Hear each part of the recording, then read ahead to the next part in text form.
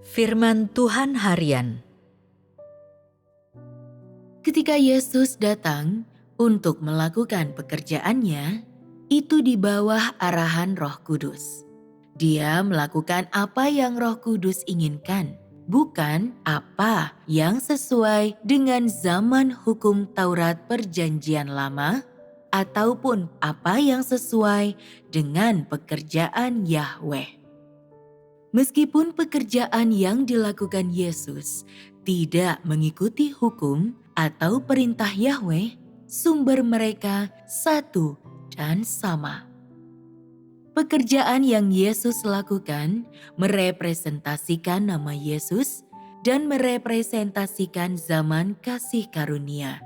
Sedangkan pekerjaan yang Yahweh lakukan merepresentasikan Yahweh dan merepresentasikan zaman hukum Taurat. Pekerjaan mereka adalah pekerjaan satu roh di dua zaman yang berbeda. Pekerjaan yang Yesus lakukan hanya bisa merepresentasikan zaman kasih karunia. Dan pekerjaan yang Yahweh lakukan hanya bisa merepresentasikan zaman hukum Taurat Perjanjian Lama. Yahweh hanya membimbing orang Israel dan orang Mesir serta semua bangsa di luar Israel. Pekerjaan Yesus di zaman kasih karunia Perjanjian Baru adalah pekerjaan Tuhan dalam nama Yesus sewaktu Dia menuntun zaman itu. Kalau engkau mengatakan bahwa pekerjaan Yesus didasarkan pada pekerjaan Yahweh, bahwa Dia tidak memulai pekerjaan yang baru, dan bahwa semua yang dilakukannya adalah menurut perkataan dan pekerjaan Yahweh serta nubuatan Yesaya, maka Yesus tidak akan menjadi Tuhan yang menjadi manusia.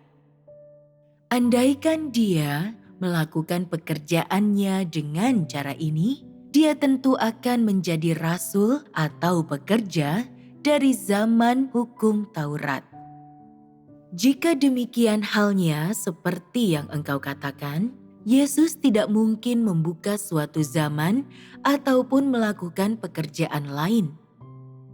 Demikian halnya Roh Kudus, terutama harus melakukan pekerjaannya melalui Yahweh. Dan kecuali melalui Yahweh, Roh Kudus tidak mungkin melakukan pekerjaan baru apapun. Jelas salah jika manusia memahami pekerjaan Yesus dengan cara demikian. Jika manusia percaya bahwa pekerjaan yang dilakukan Yesus sesuai dengan perkataan Yahweh dan nubuatan Yesaya, apakah Yesus adalah Tuhan yang berinkarnasi ataukah Dia adalah salah satu dari para nabi? Menurut pandangan ini, tidak akan ada zaman kasih karunia dan Yesus tidak akan menjadi inkarnasi Tuhan. Karena pekerjaan yang dilakukannya tidak dapat merepresentasikan zaman kasih karunia dan hanya dapat merepresentasikan zaman hukum Taurat Perjanjian Lama. Zaman yang baru hanya bisa ada jika Yesus datang untuk melakukan pekerjaan yang baru, memulai zaman yang baru, menerobos pekerjaan yang sebelumnya dilakukan di Israel, dan melakukan pekerjaannya yang tidak sesuai dengan pekerjaan yang Yahweh lakukan di Israel, atau hukum-hukumnya yang lama, atau menurut aturan apapun. Tetapi melakukan pekerjaan baru yang harus Dia lakukan. Tuhan itu sendiri datang untuk membuka zaman, dan Tuhan itu sendiri datang untuk mengakhiri zaman.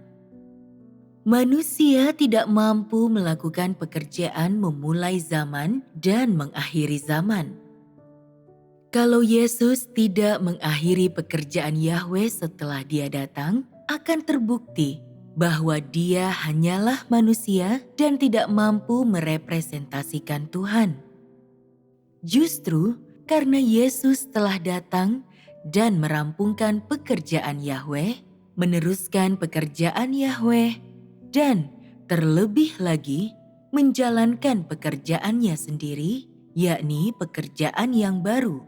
Terbukti bahwa inilah zaman yang baru dan bahwa memang Yesus adalah Tuhan itu sendiri.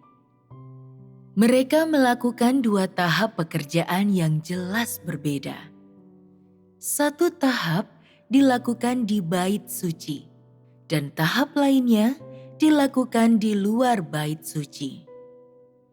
Satu tahap untuk memimpin kehidupan manusia menurut hukum Taurat, dan tahap lainnya untuk mempersembahkan korban penghapus dosa. Kedua tahap pekerjaan ini sangat berbeda. Ini memisahkan zaman yang baru dari zaman yang lama. Dan tepat sekali bila dikatakan bahwa kedua zaman itu berbeda. Lokasi pekerjaan mereka berbeda, isi pekerjaan mereka berbeda, dan tujuan pekerjaan mereka berbeda. Karena itu, pekerjaan mereka dapat dibagi menjadi dua zaman, Perjanjian Baru dan Perjanjian Lama. Yang berarti zaman yang baru dan zaman yang lama. Ketika Yesus datang, Dia tidak pergi ke bait suci, dan itu membuktikan bahwa zaman Yahweh telah berakhir. Dia tidak masuk ke bait suci karena pekerjaan Yahweh di bait suci telah selesai dan tidak perlu dilakukan lagi.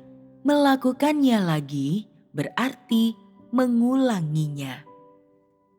Hanya dengan meninggalkan bait suci, memulai pekerjaan baru, dan membuka jalan baru di luar bait suci, Dia dapat membawa pekerjaan Tuhan ke titik puncaknya.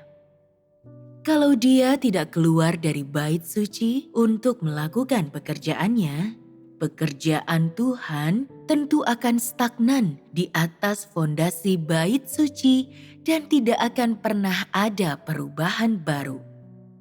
Karena itu, ketika Yesus datang, Dia tidak masuk ke bait suci dan tidak melakukan pekerjaannya di dalam bait suci. Dia melakukan pekerjaannya di luar bait suci. Dan dengan memimpin para murid, Dia mulai mengerjakan pekerjaannya secara bebas. Kepergian Tuhan dari bait suci untuk melakukan pekerjaannya mengandung arti bahwa Tuhan memiliki rencana baru. Pekerjaannya harus dilakukan di luar bait suci. Dan itulah pekerjaan baru yang cara penerapannya tidak dibatasi. Segera setelah Yesus datang, Dia mengakhiri pekerjaan Yahweh pada zaman Perjanjian Lama. Meskipun mereka disebut dengan dua nama yang berbeda, Roh yang sama itulah yang menyelesaikan kedua tahap pekerjaan, dan pekerjaan yang sudah dilakukan terus berjalan. Karena nama berbeda dan isi pekerjaan berbeda, maka zamannya pun berbeda.